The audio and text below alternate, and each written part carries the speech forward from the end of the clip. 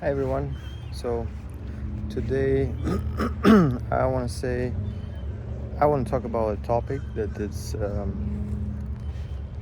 for some people very important, that are on a carnivore diet or are trying the carnivore diet or are on a long way on the carnivore diet. The converting to an animal-based diet, which um, Paul Saladino is advertising, and the carnivore diet, which is Sean Baker's main diet, or kind of like he's the main guy that advertising specifically carnivore diet, or it could be animal-based diet, which is, I call it, carnivore-ish diet. A lot of people, they had issues on a carnivore diet, and a lot of people had really good results on a carnivore diet. But the question is the long-term results and long-term system. I mean, how long can you sustain a healthy carnivore diet, and do you need it for long term? So if you can ask both guys, they're gonna tell you different stories. Paul Saladino is telling you to eat some less toxic foods, fruits mainly, honey, and Sean Baker would tell you the opposite, that fruits has fructose and is going to be detrimental for your liver and maybe for your health long term, and honey is sugar as well. So in terms of real life examples, for sure there is some carnivores, long-term carnivores, and for sure there is some animal-based long-time people. In my own experience, I've been a carnivore, strict carnivore, for a year, and there are a lot of benefits to it. It's not so easy to maintain the carnivore diet, especially for long term. And then if you add some other food to it, if you look at it as an elimination diet, and then you can add some food to it, then that means that you are transformed into an animal-based diet. It doesn't matter if you follow Paul Saladino advice, adding fruits or honey or vegetables or any other food. If you add it, it's going to be automatically animal-based diet. And then you can take the advices on both sides and which quality and what kind of foods exactly to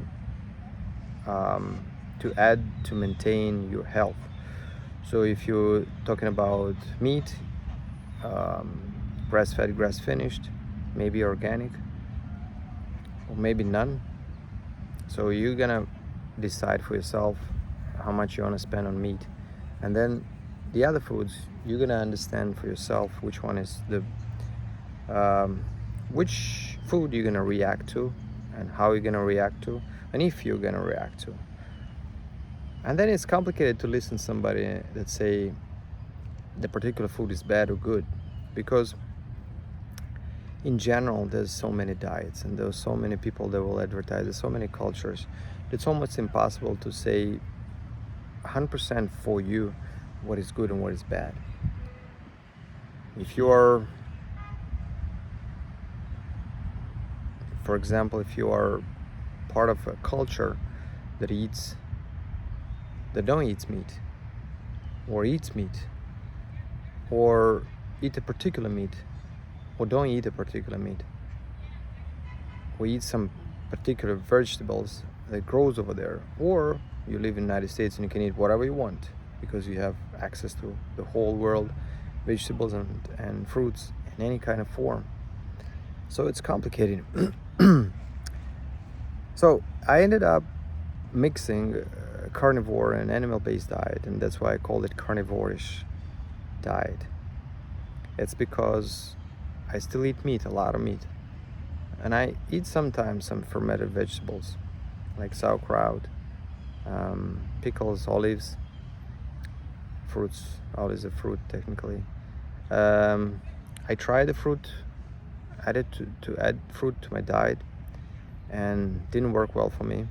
Might work well for you, but it didn't work well for me. And basically, if I want to lose weight and be in shape, I go to carnivore diet, and in 2 or 3 weeks I'm back, like I'm really good shape.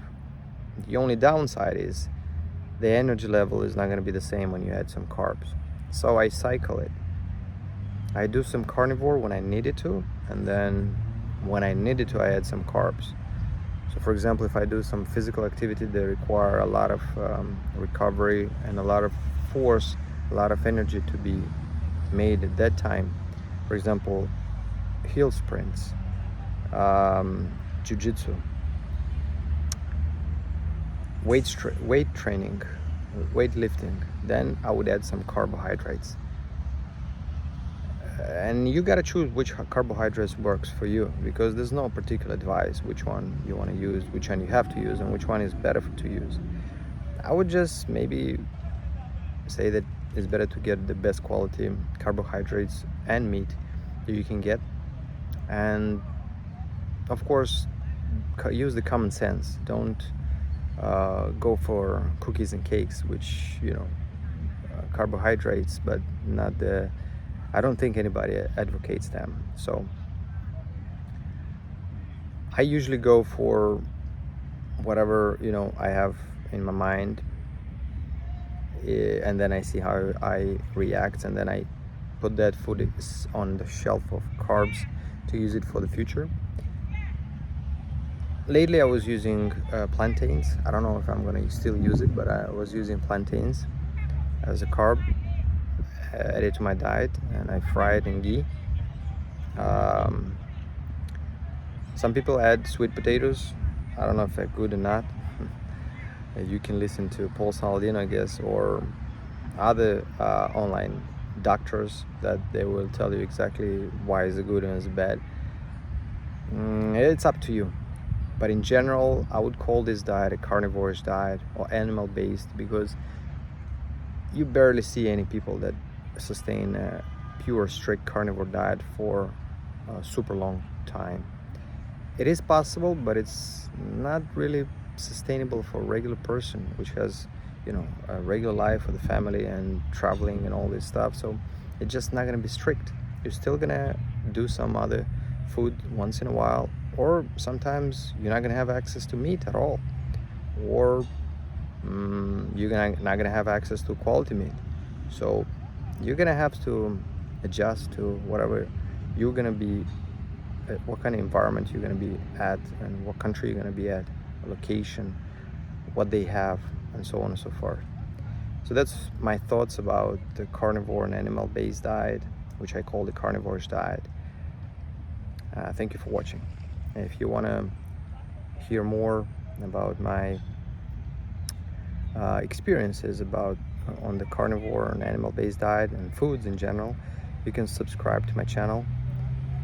I would post 1 or 2 videos a day or a week, it depends, because I'm basically posting the videos on the issue that I'm waking up, and during the day I have it.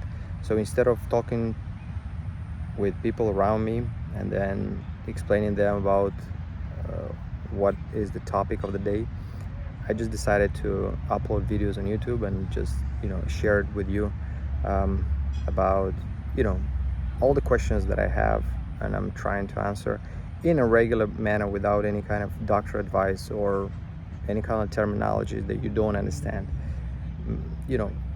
Let's say if you're not from USA and you speak English, but you don't, if Paul Saladino is going to talk to you, I think you would understand only half what he say. And he's smart, he knows a lot of stuff, he's good, and he's done a lot of things, good things for the whole community. But sometimes his terminology is it's basically you don't understand nothing what he's saying. So it's good to hear him if you're looking for specific terminology and explanation, and then once in a while maybe check some regular people and their experiences in their own words. Thank you.